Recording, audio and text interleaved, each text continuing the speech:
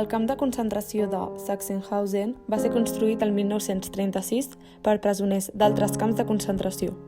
Durant la visita al camp de concentració es recorren els llocs que van tenir més rellevància durant els anys que es va mantenir operatiu.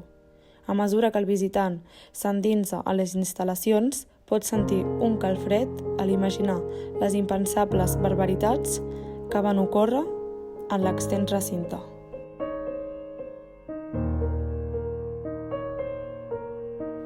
Va començar a funcionar el 12 de juliol de 1936, quan les SS van transferir 50 presoners des del camp d'Esterwegen.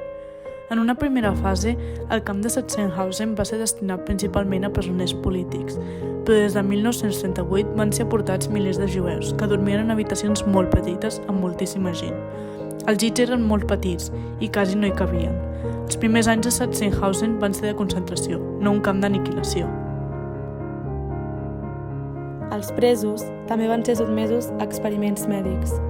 Al gener de 1945 hi havia més de 60.000 presoners en Sachsenhausen, incloent a més de 13.000 dones.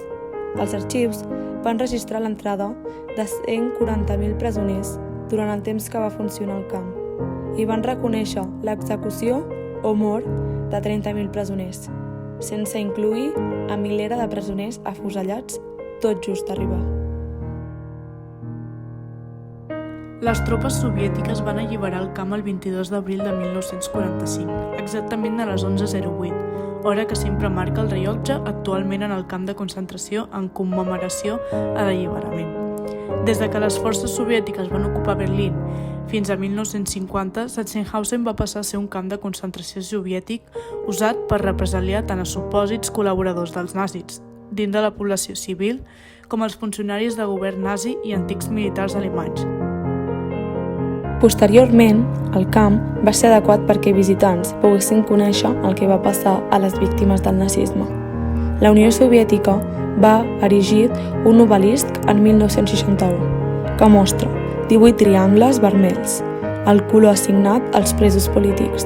A sota de l'obelisc es troba una estàtua que representa un soldat soviètic alliberant 2 presoners. També hi ha un museu que exposa la realitat que es va viure en aquest camp.